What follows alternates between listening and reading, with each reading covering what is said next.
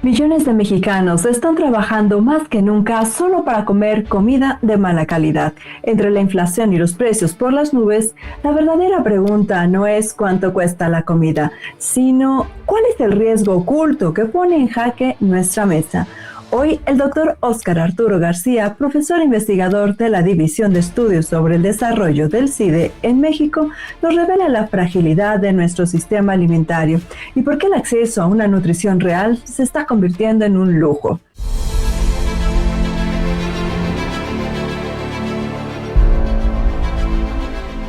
Si mañana se suspenden las importaciones por una crisis global, ¿cuántos días puede sobrevivir México? Digamos que el gran problema justamente que tú acabas de mencionar es eso, si se interrumpen las importaciones de alimentos a México, ¿cómo sobrevivimos?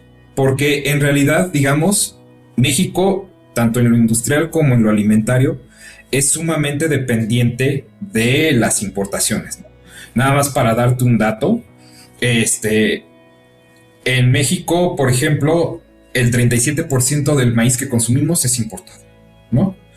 Y además, además de ello, digamos, no nada más eso, también el trigo, básicamente el 8% del trigo que consumimos se importa, lácteos también en alrededor del 7.7%, arroz también somos dependientes, ¿no? Entonces, al final de cuentas, dependemos tanto de los granos, no nada más para consumo humano, sino también para consumo forrajero, ¿no? Para los mismos animales de crianza. Entonces, al importar, nos metemos en un problema justamente de lo que deriva el tema de hoy, ¿no? Que es la seguridad alimentaria, ¿no? ¿Por qué? Porque al final de cuentas, yo lo he mencionado en otros espacios, México o un país tiene que dejar de ver todo en su desarrollo con una lógica de mercado y justamente debe de procurar ciertas seguridades al interior, ¿no? Como lo es la seguridad alimentaria, como lo es la seguridad energética, ¿no? Y que son temas que justamente van propiciando que exista un desarrollo en el territorio, ¿no? Entonces, justamente viéndolo en esos términos, el gran problema de que no exista una estrategia nacional para generar esa oferta de alimentos que requiere el país para satisfacer la demanda, nos mete justamente en problemas. Y ahora vamos a contextualizarlo a nivel mundial, ¿no? ¿Por qué? Porque ¿qué está pasando? Al final de cuentas, tenemos lo que hemos llamado, digámoslo así, como policrisis, ¿no? No nada más tenemos un tema de importaciones per se, sino que también el mundo ahorita, pues digo, lo sabemos, ¿no? Estamos pasando por crisis climáticas, que entonces, no, digamos, este año favorablemente llovió más en México que en los otros años, pero las presas venían a unos niveles de saturación del 10%, 20%, ¿no? Crisis, entonces había un estrés hídrico bastante fuerte para justamente satisfacer el riego, ¿no? Dos, también vemos los temas ahorita de las cadenas de valor y cómo se está reconfigurando el comercio internacional, ¿no? Lo cual justamente en temas de una guerra, de un contexto que está siendo, digamos, un contexto de economía internacional enmarcado en digámoslo así, en guerras comerciales, porque, digamos, se han puesto aranceles unilaterales, ¿no? De Estados Unidos a varios países, de México también hacia China, hacia países con los que no hay tratados de libre comercio. Entonces, vemos que justamente puede haber problemas de importación de alimentos, ¿no? También, así como el mismo lobby de Florida, digamos, restringió la exportación de tomates mexicanos hacia Estados Unidos, ¿no? Entonces, digamos, tenemos esos problemas con las irrupciones de alimentos también, ¿no? Y además tenemos estos conflictos geopolíticos que que nos están también bombardeando en todo momento actualmente, ¿no? Muy, muy particular la crisis con Ucrania, la crisis con Israel y Gaza, que al final de cuentas también son productores de algunos granos, ¿no? Que al final nos llegan un poco menos de allá, pero no dejan de estar. Y además también otro fenómeno que también ha acontecido en los últimos años es la inflación alimentaria, ¿no? Sobre todo a partir de de la crisis por COVID-19, de la cual todavía no nos terminamos de recuperar, ¿no? Estadísticas del Banco Mundial señalan justamente que la recesión sufrida por la COVID-19 fue un poco más intensa en un menor lapso de tiempo que la crisis ocurrida por 2008, ¿no? Por la crisis subprime. Sin embargo, vemos que justamente los niveles alcanzados de crecimiento de la economía mundial han sido mucho más lentos que la recuperación del 2008. En general ha estado girando en torno del 2% de crecimiento a nivel mundial, pero ha propiciado también una inflación alimentaria muy grande, ¿no? Incluso lo vemos que hasta en términos de la alimentación, de los alimentos de comida rápida incluso, la inflación se ha disparado todavía mucho más, ¿no? Y precisamente tiene que ver con todo esto, que tiene que ver con las altas dependencias de los vaivenes de las importaciones de insumos, ¿no? México no es la excepción, no así como ocurre en Estados Unidos, que no ocurre aquí, ¿no? Doctor, hoy con la inflación y los precios de los alimentos en máximos históricos, ¿qué tan difícil se ha vuelto para millones de mexicanos acceder a comida realmente nutritiva? No solo a lo que llena, sino a lo que verdaderamente alimenta. El gran productor, el productor que tiene que ver con los cultivos de exportación, digamos, es el más eficiente, pero es un producto que no se queda en México, ¿no? Es un producto que se industrializa y que regresa con otras propiedades al país, ¿no? Es un producto que se aprovecha en otros países, llámese en Estados Unidos, en Canadá, ¿no? Que digamos son nuestros socios comerciales, pero que ellos tienen una agroindustria, digamos, más grande que la mexicana, ¿no? Y que por lo tanto nosotros consumimos esos productos industrializados que al final de cuentas vienen transformados y vienen justamente con este proceso inflacionario, ¿no? Entonces, está en la cultura, en la cultura actual del mexicano, pues es consumir ese tipo de alimentos, ¿no? Ese es el tipo de alimentos que al final de cuentas han empezado a ser el foco de atención de salud pública, ¿no? Por las diferentes enfermedades que generan en la población, por un lado. Y por otro lado, justamente, es seguir haciendo campañas de concientización en términos de alimentación de la población, lograr consumir, buscar estos alimentos que además, como están catalogados como superfoods o como digamos alimento gourmet, digamos también tiende a tener esa cualidad de ser susceptible de precios elevados.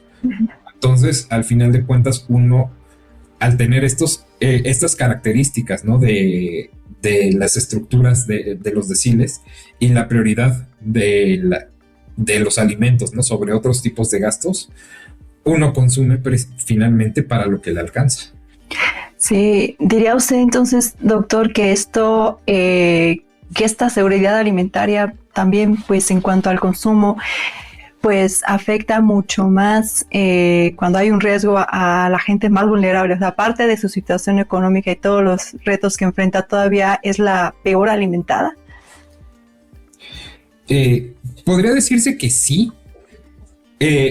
Bueno, digamos que el problema puede ser incluso para la gente, digamos, que se encuentra en una franja intermedia, ¿no? Porque si bien podríamos decir que la población más vulnerable no solo es la más pobre, sino que también la peor alimentada, porque ocurre una cuestión que se vuelve sistemática y estructural, por así decirlo.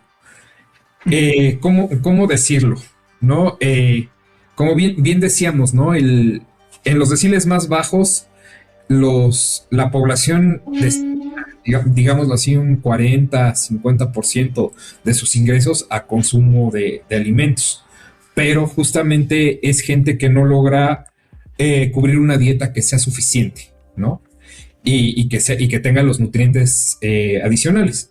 Los que se encuentran en la franja media, digamos, todavía se encuentran en esta parte vulnerable en términos ya no de la dieta suficiente, sino de la dieta que no aporta los nutrientes necesarios, ¿no? Sino que ahí viene justamente la franja de los problemas de obesidad, ¿no? De diabetes, ¿no? De ese tipo de enfermedades crónicas, ¿no? Pero además, digamos, esto nos lleva justamente a una paradoja doble, ¿no? ¿Por qué? Porque tenemos hambre en los estratos bajos de la población, pero tenemos obesidad al mismo tiempo, ¿no? En los siguientes estratos de la población, ¿no? Lo cual nos lleva a que hay desnutrición infantil, por ejemplo, pero también tenemos adultos con sobrepeso y obesidad, ¿no? Y esto se genera justamente por los temas de la mala calidad de la nutrición, ¿no? Y que nos conllevan a estos problemas que tiene la seguridad alimentaria. Es decir, consumimos alimentos baratos que tienen que ver con contenidos altamente calóricos, altamente procesados, y que son poco nutritivos porque vienen ricos en azúcares, en grasas, en harinas refinadas, ¿no? Y que en realidad no se aprovechan los nutrientes, los macronutrientes, ¿no? Que es lo que llamamos, como son las proteínas, la fibra, ¿no? Azúcares de buena calidad, ¿no? Entonces, que son necesarias justamente para el desarrollo humano, ¿no? El desarrollo del cuerpo y por lo tanto que en realidad lleve a tener una población sana, ¿no? Entonces, pues al final de cuentas se van acumulando varios riesgos y varias deficiencias en la población de más bajos recursos a medianos recursos. Digo, en México, al final de cuentas, las personas más vulnerables no solo enfrentan este problema de menores ingresos, ¿no? Sino que también a una mayor incertidumbre, porque además son los peores alimentados, ¿no? Como bien mencionamos, el problema no es un tema de elección por su parte, sino que es que acceden a lo que les es posible acceder, ¿no? Lo cual genera estos círculos viciosos de mala salud, baja productividad, pobreza persistente.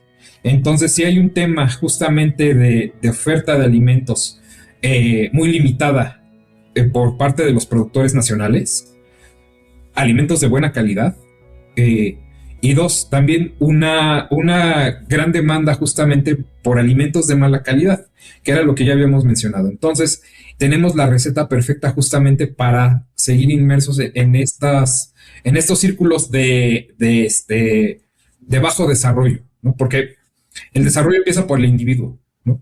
Un individuo bien alimentado es un individuo que va a tener mejor rendimiento escolar y siendo niño, obviamente, y un individuo que cuando sea adulto va a ser un adulto sano y por lo tanto un adulto productivo, ¿no? Esto se genera gracias a una buena calidad de los alimentos. Cuando nosotros nos enfrentamos a estas crisis sistemáticas que ponen en riesgo la seguridad alimentaria y que nos condenan a consumir malos alimentos, pasa todo lo opuesto, ¿no? Entonces creo que eso tiene que ver en términos del consumo, ¿no? Justamente el por qué el consumidor necesita acceder a alimentos no solo baratos, sino de buena calidad. Y eso comienza con ampliar, diversificar y mejorar la producción agrícola del país, ¿no? Y para ello justamente se necesita ese complemento también de políticas, ¿no? Asistencia técnica, acceso al agua, ¿no? A infraestructura, a créditos, ¿no? Es un tema de políticas multidimensionales, ¿no? Que claro, empieza por el tema agrícola, pero que trastoca la política social, política comercial, política ambiental, políticas de seguridad. Que todo, si te das cuenta, tiene que ver con la mejora de la vida de los habitantes, ¿no? Si usted tuviera enfrente a los que toman las decisiones en cuanto a la política económica, ¿cuál es el mayor riesgo al que deberían poner atención o resolver de inmediato? ¿Y cuál sería el escenario de no hacerlo a la brevedad para el país? Bueno, en términos alimentarios. En términos alimentarios, justamente es el gran tema que hoy nos tiene conversando, ¿no? Es justamente el tener grandes problemas de vulnerabilidad para asegurar la alimentación, ¿no? en el país, ¿no? Podemos señalar incluso que, digamos, 1 de cada 3 mexicanos básicamente experimenta ya algún tipo de inseguridad alimentaria. Y lo digo en estos términos. La inseguridad alimentaria se está experimentando, uno, por desnutrición, digamos que es digamos, un caso, digamos, que tiene que ver básicamente con un 22% de la población, pero también tenemos que el 59% de los hogares no tienen recursos suficientes para una alimentación adecuada en términos de calidad y en términos de cantidad. Y ese 59% es peligroso. ¿Por qué? Porque entonces nos obligan a no consumir alimentos de calidad, ¿no? Alimentos que realmente tengan un buen aporte nutricional. Y entonces, digamos, nos vemos obligados a consumir alimentos que deterioran la salud, ¿no? Ese es el gran problema cuando estamos vulnerables, ¿no? El recurrir al consumo de alimentos procesados, ¿no? Alimentos importados y que además están procesados y que en realidad conllevan un riesgo de salud, ¿no? Ese es uno, el gran problema. 2, en México creo que eso conlleva justamente a analizar una política conjunta, ¿no? De salud y de alimentación, porque justamente ahí tenemos estos dos problemas, ¿no? Donde se conjuntan, ¿no? Al no haber los suficientes alimentos, al haber perdido justamente una tradición alimenticia en México, que nos lleva a consumir alimentos que no pertenecen a nuestra identidad, a nuestra cultura, y que además tienden a enfermar a la población. Entonces, digamos, esto pone justamente en vulnerabilidad a la población. Y además de poner en vulnerabilidad a la población, genera justamente problemas de salud pública, ¿no? Eso, y además volvemos al otro tema. El gran problema de la desatención al campo también nos lleva a problemas de seguridad interior. Si este análisis le abrió los ojos sobre la realidad de México, no puede perderse el resto de nuestras investigaciones. En el canal Líderes del Mundo Hispano, profundizamos en los temas que definen el futuro de nuestra región con los expertos que realmente mueven el tablero. Haga clic en el enlace en la descripción y suscríbase para entender lo que otros solo ven pasar. Nos vemos en la siguiente entrevista. Antes de irnos, lo dejamos con información que seguro será de su interés. La gira de Shenyun 2026 ha comenzado y usted puede revisar las ciudades en las que se presentará en shenyun.com. No se lo pierda. De nuestra parte es todo por el día de hoy. Nos vemos en la próxima entrevista. Un espectáculo realmente importante para cada uno de nosotros. Esto es lo que usted ha estado esperando.